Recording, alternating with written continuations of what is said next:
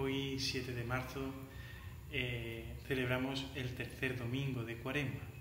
Y en este tercer domingo, las lecturas que la Iglesia nos propone para el ciclo B parece que no tienen relación unas con otras. La primera lectura del libro del Éxodo nos habla del decálogo, de los mandamientos que Dios da al pueblo de Israel en esa primera alianza en el monte Sinaí. Y en la segunda lectura vemos en la primera carta a los Corintios de San Pablo cómo nos habla de el crucificado, de cómo la cruz es locura y necedad para aquellos que no tienen fe. Y en el Evangelio vemos ese pasaje en el que Juan nos narra cómo Jesús entra en el templo y se encuentra a los vendedores y los echa a todos. Y los judíos le preguntan: ¿qué signos nos muestras para obrar así? Y Jesús les dice: destruyan este templo y en 3 días lo levantaré. Parece que estas lecturas no tienen relación unas con otras, que tendrá que ver los mandamientos con la cruz, con el templo. Pues sí tiene que ver. En la palabra de Dios todo tiene relación, aunque parezca que no, porque la palabra de Dios es una sola. El mensaje del Padre es uno solo. No son muchos mensajes diferentes, sino que la palabra que Dios tenía que decir al mundo es el Verbo hecho carne, Jesús. Entonces, ¿qué relación puede tener este pasaje del Éxodo de los 10 mandamientos con la predicación del crucificado de la que habla San Pablo, con el templo, ese pasaje en el que vemos a Jesús echando a los mercaderes?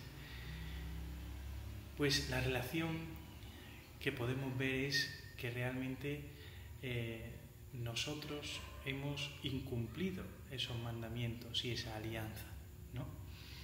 Esos 10 mandamientos, de alguna u otra manera, todos nosotros por nuestros pecados hemos faltado a ellos. ¿Y qué sería lo que nos tendría que ocurrir por haber faltado a los mandamientos y habernos apartado de la ley de Dios? Pues dice Dios: la muerte. Es decir, aquel que comete un pecado, y un pecado mortal, se aparta de Dios y por lo tanto al final de su vida va al infierno, no porque Dios le quiera condenar, sino porque esa persona, cuando muere apartada de Dios, lógicamente el cielo sabemos que es estar con Él, pues uno muere como vive y lógicamente pues muere apartado de Dios. Pero aquí viene a colación la segunda lectura de la que nos habla San Pablo. ¿Qué es lo que ha hecho Dios a raíz de que nosotros hayamos incumplido esos mandamientos de la ley y de la alianza? A raíz de nuestra infidelidad, ¿cuál ha sido la respuesta de Dios? La locura de la cruz. La locura de la cruz, que es ese amor de Dios que sobrepasa nuestra infidelidad y nuestro pecado, y envía a su Hijo al mundo haciéndose carne en el seno virginal de María para cargar con nuestras culpas y morir por nuestro pecado. Es decir, Cristo en la cruz paga el precio que nosotros tendríamos que haber pagado por nuestras faltas y pecados. Y en esto, ¿qué tiene que ver el templo? Pues cuando dice Jesús: destruid este templo y en 3 días lo levantaré, no está hablando del templo físico de Jerusalén, está hablando del templo de su cuerpo. Entonces, ahí los discípulos, los apóstoles, caen en la cuenta después de la resurrección que no hablaba del templo de Jerusalén, sino que hablaba del templo de su cuerpo. Y cuando resucitó, dieron fe a la Escritura, dice el Evangelio, y a la palabra que él había dicho. Y con esto, ¿o esto qué tiene que ver con lo anterior? Pues lógicamente que la muerte no tiene la última palabra, que Cristo, venciendo a la muerte, ha vencido también nuestra muerte. Y no le ha bastado a Dios el hecho simplemente de redimirnos del pecado, sino que encima ha querido darnos el regalo de la resurrección. Dios no se contenta solamente con perdonarnos, que ya era mucho, sino que además en la resurrección de su Hijo nos muestra la primicia de la humanidad en la resurrección de todos nosotros, en el último día. Esto, en este tiempo de Cuaresma, nos tiene que mover a nosotros, a la conversión. Este tiempo es un tiempo de gracia y tiempo de conversión. ¿Y por qué nos puede ayudar a nosotros el contemplar estas verdades de fe para nuestra conversión? Nos dice San Ignacio, dice, meditar sobre la cruz es darnos cuenta que yo, por mis faltas y mis pecados, sería merecedor del infierno. Es lo que yo me merecería por las faltas y pecados que he cometido durante toda mi vida. Y ver cómo Cristo padece tantísimas cosas durante la pasión y muere finalmente en la cruz para salvarme a mí de ese pecado y de ese destino fatal, para salvarme a mí. Esto es muy importante porque Dios no piensa en genérico. Esto lo usamos nosotros porque no somos omniscientes, no lo sabemos todo, no conocemos a todos. Entonces nosotros necesitamos lo genérico y por eso hablamos de la humanidad, hablamos de los hombres, de las mujeres, hablamos de los animales, de los perros, de los gatos, porque nuestra cabeza no es capaz de conocer individualmente a cada uno de los seres de la creación.